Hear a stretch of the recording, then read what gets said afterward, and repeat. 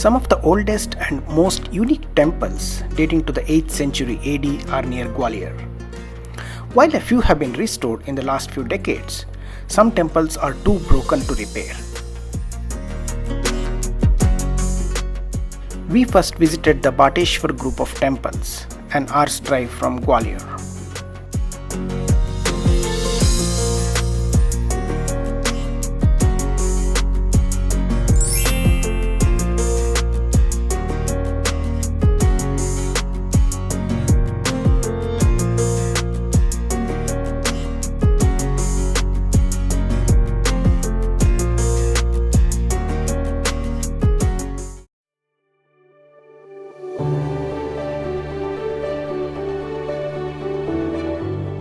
These temples, about 200 of them, were built by the Gurjara Pratihara dynasty between the 8th and 10th centuries AD.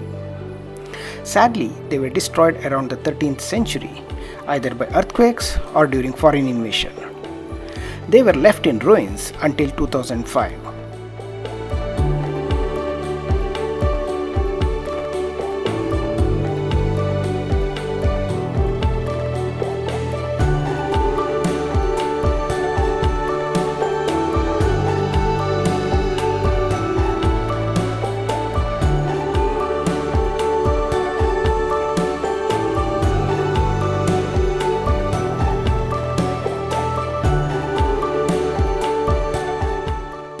The ASI, led by its archaeologist Kakanmath, did a commendable job in restoring these temples.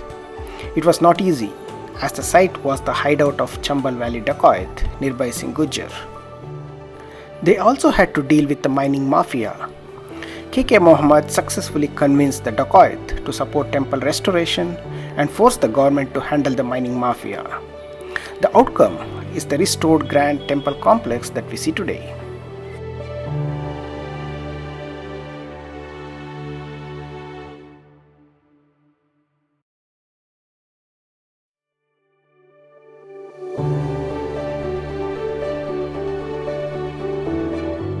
These temples showcase the early stages of temple art in India. The earliest group of temples has a flat roof on the sanctum, while the later ones possess curvilinear shikaras. It shows the progress made in temple architecture.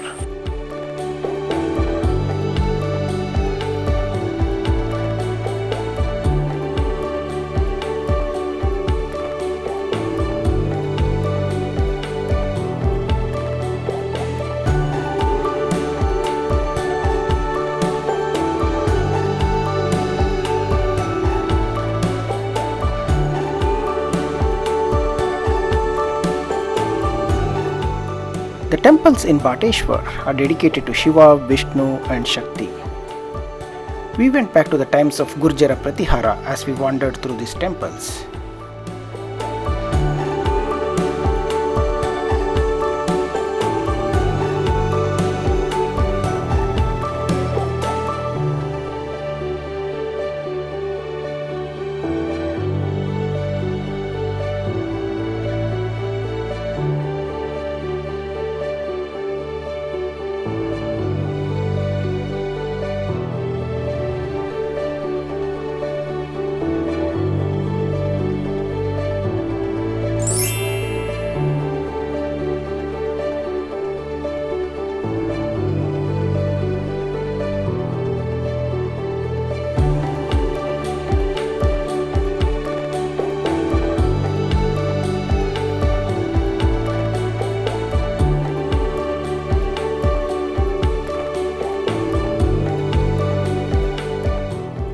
These pictures depict the various stages of renovation.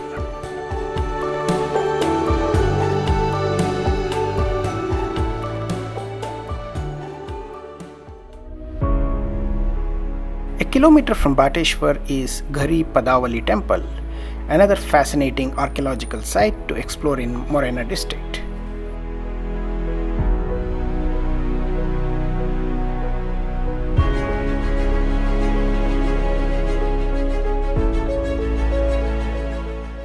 As we stepped into the area, we were surprised to see a fort-like structure instead of a temple. This fort was built back in the 19th century by the rulers of Jat Ranas of Gohat. Two lion statues stand at the entrance welcoming visitors. But the real beauty unfolds at the top of the stairs.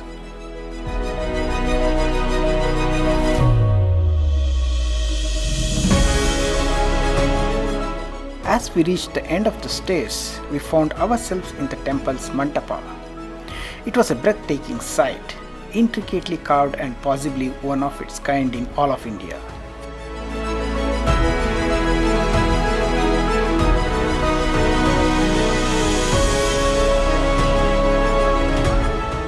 The temple itself, dedicated to Lord Shiva, was constructed in the 10th century by the Kachapagata rulers.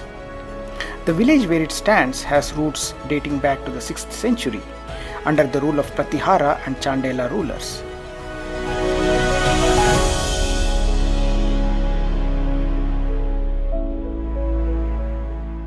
We spent a long time taking in the beauty of the mandapa.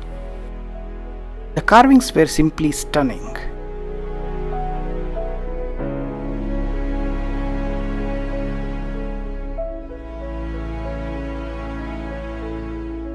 Unfortunately, the temple facing the mandapa is now nothing but ruins.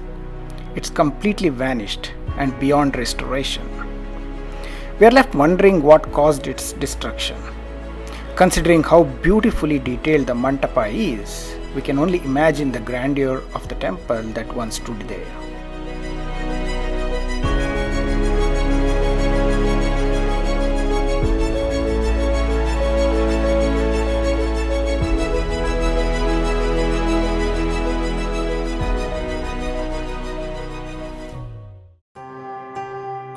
Five kilometers from Padhavali is the Chausat Yogini temple at Mitaoli.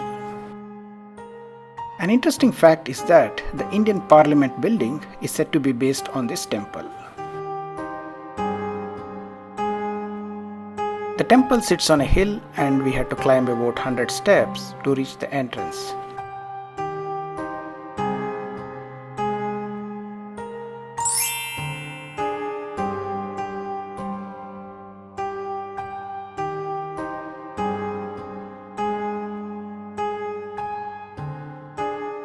This temple was built by King Devapala of the Kachapagata dynasty.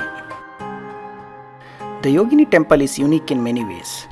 It's circular in shape with no roof, open to the sky, and has an open porch at its entrance. It stands on a hilltop, separated from other temples.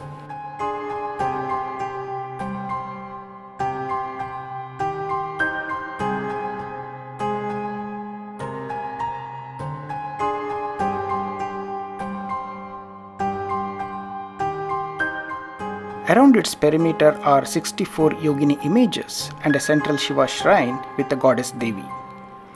The perimeter wall has 65 small chambers. Originally these housed Yogini images, but now they are filled with Shivalingas.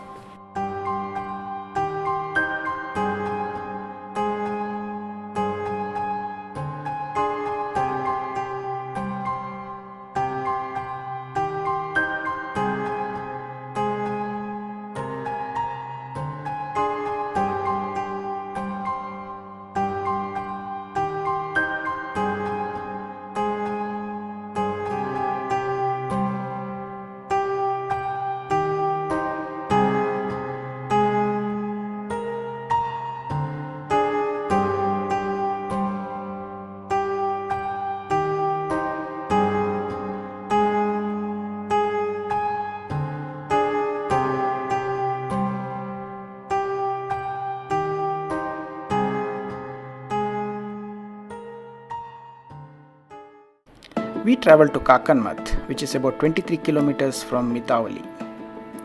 Kakanmath is a magnificent temple built during the 11th century by a ruler of the Kachapagata dynasty.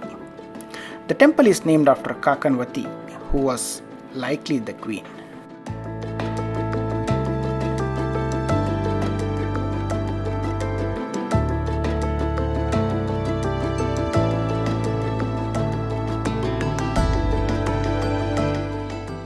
The temple sits on a raised, spacious platform. It's huge, with the tower standing about 100 feet tall. Unfortunately, the temple is also badly damaged and stands in a precarious condition. The carvings inside the temple are very detailed and intricate.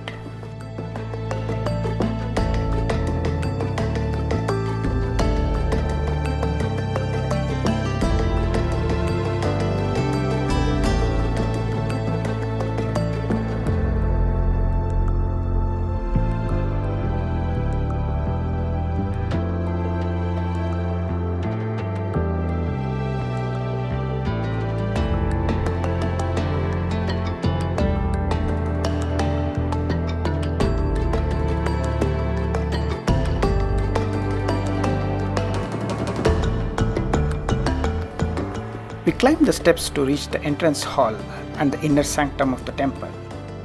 It's truly a stunning temple.